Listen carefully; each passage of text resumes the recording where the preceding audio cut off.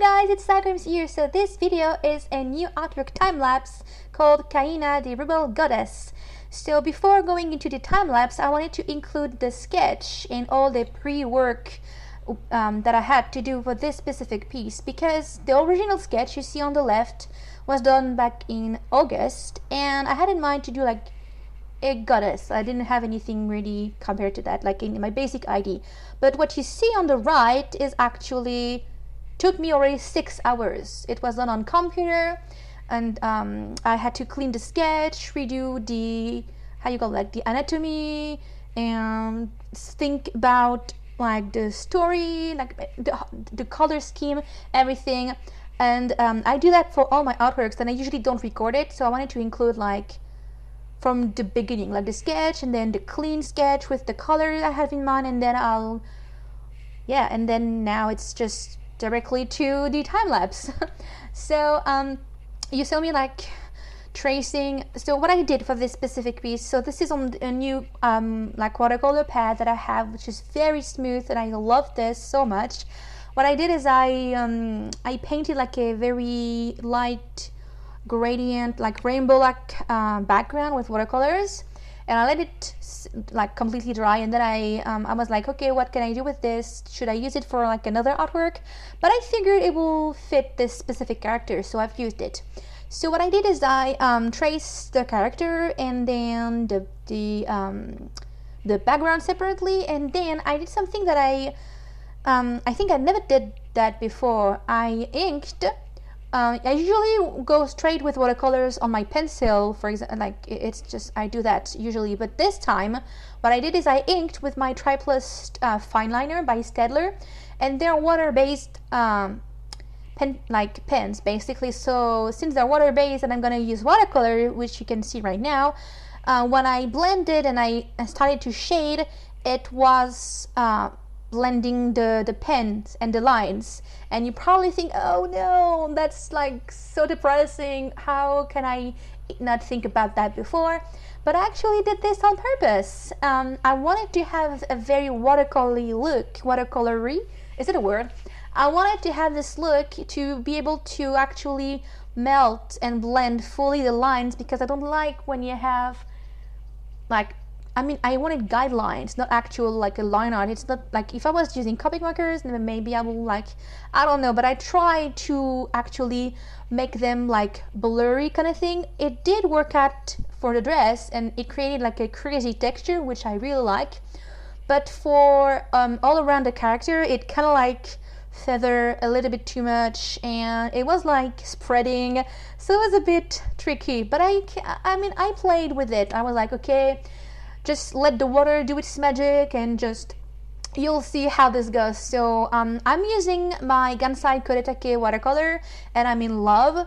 I don't know what happened with this piece, but as I was applying color, what I did is I've actually I pre-mixed my colors to get like flesh, and like, you know, like you can see my palette. If you want me to make a video about how to get watercolor shades for characters, just post a comment below. I'll try to make a separate video, because it's actually like color theory is essential when you think about it. How like I usually try to replicate my Copic marker colors, especially the flesh and the earth tones, with like, I also really like when I have like more of a purpley grays, like, you know, this kind of color that is quite specific. You usually have to mix at least 3 shades, or even 4 kind of colors to create this specific shade.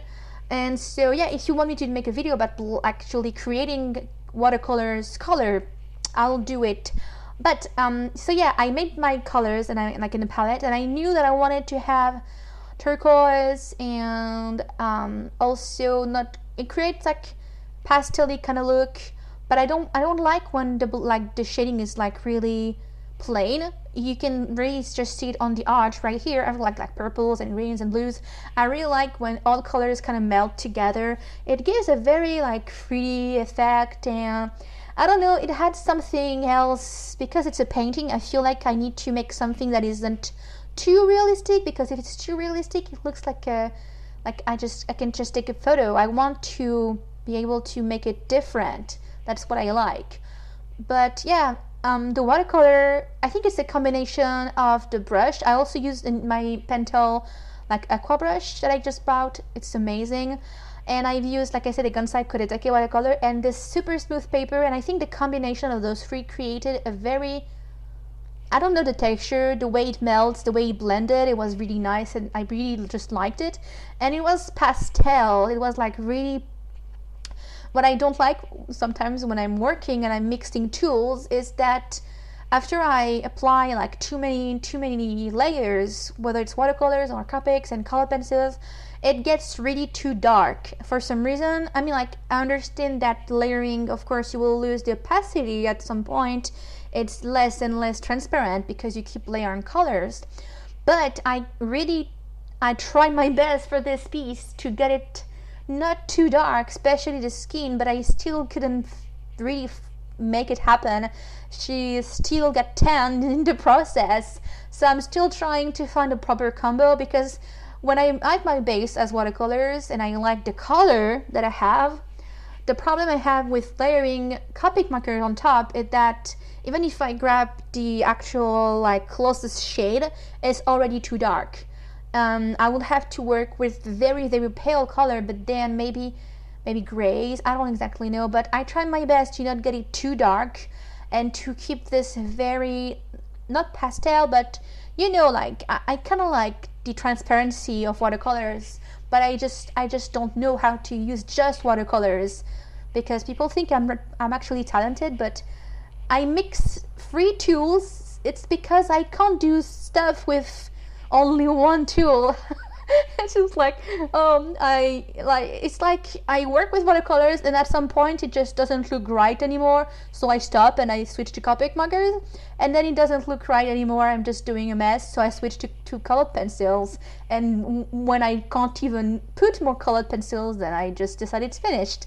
That's kind of like my process. But anyway, so what I was going with that, I've used the watercolors, loved it, I really want to work more with those. And then now it's Copic markers. So you can see the dress. What I try to achieve is a very, not like an iridescent, kind of like silk in a way, very flowy, I guess like silk is kind of like what I had in mind, like a very lightweight fabric and transparent, but not too like overly obvious, like, you know, but you can see her hand, like you can see her body behind, but it's not like obvious. I really like that I was able to achieve this kind of result, because you see but you don't see. I don't know, I like that, and I really want to try to recreate this type of shading in my future artworks, because I really like that.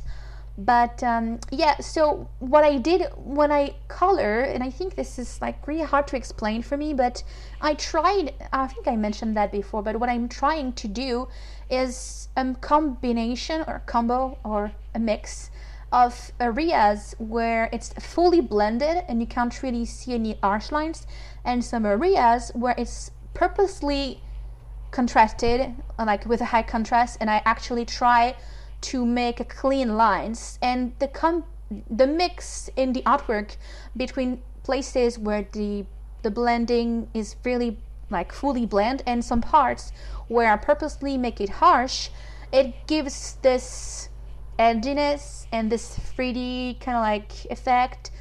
I don't know how to explain it more, but this is what I'm doing every time on every artwork, and I always try to do the basic shading very blurry kind of in a way, and then I get in some places to get it more precise, but not everywhere, because if I keep doing like details, I lose the texture. And what I did with this artwork is, instead of trying to cover the texture that I've created or my mistakes, I tried to actually enhance them.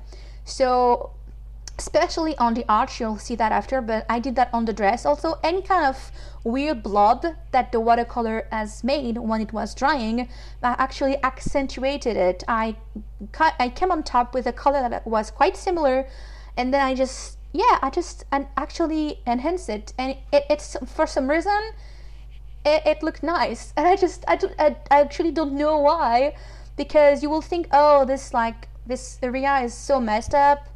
it's like spreading everywhere. What can I do with that? But actually, if you play with what happened already on the artwork, something can come out of this. But of course, this works out because I have a lot of knowledge as like color blending theory. I may have issues like for some things, you know, like making straight lines or stuff like that, but as I feel like this is kind of like what I really enjoy when I'm making artworks at the moment, is that I actually know what color to pick and what color will look nice with this and that.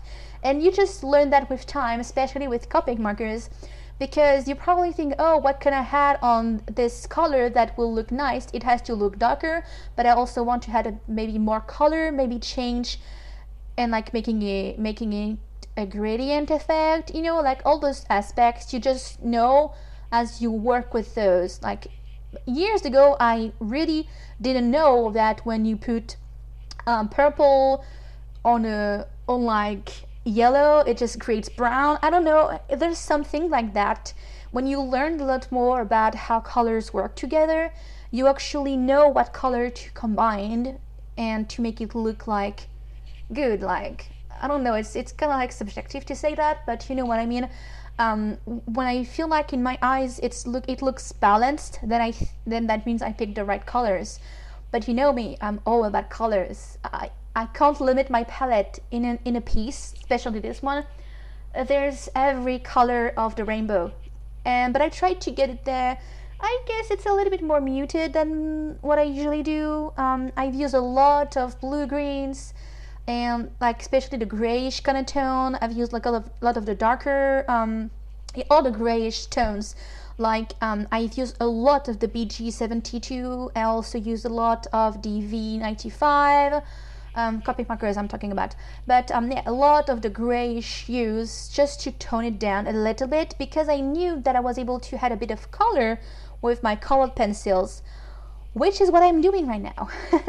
So what I'm doing with colored pencils, I tried my best to not overly detailed, if it makes sense, because I like I said, I don't want to go, I want this to look like a painterly drawing, but not too much of like, I still want to keep this painterly effect, which I think I achieved, but it's still a little bit too drew, sorry. I think it's a little bit too detailed, still trying to adjust to that, but I mean, you learn in every artwork, right? The character was purposely done very detailed because this is the main part, like this is the focus point, sorry, of the piece.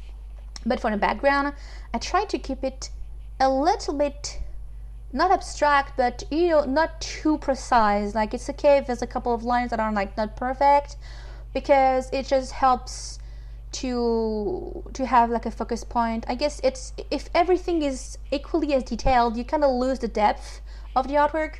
So like this is kind of like a recommendation. You can also, especially with paintings.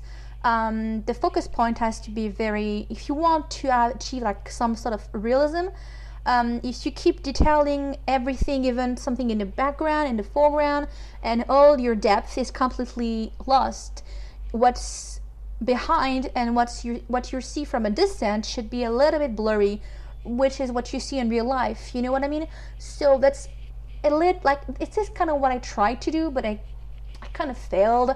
But it's not like the art behind it, but the heart behind the character isn't that far in the first place. It's just a way to, I guess, I feel like it adds something to the character that is quite proud. I think I forgot to talk a bit more about her. Oops. Kaina, the rebel goddess. I found the name suddenly, and I tried to look online what it meant, and it seems like what I found is that it means rebel or rebel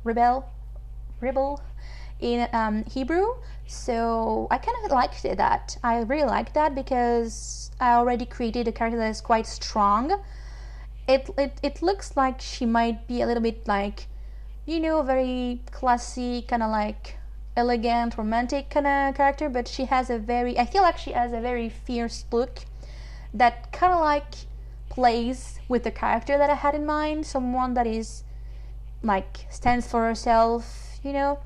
But anyway, so now I'm working on the arch, and God, I really like the colors, but what can I say about that?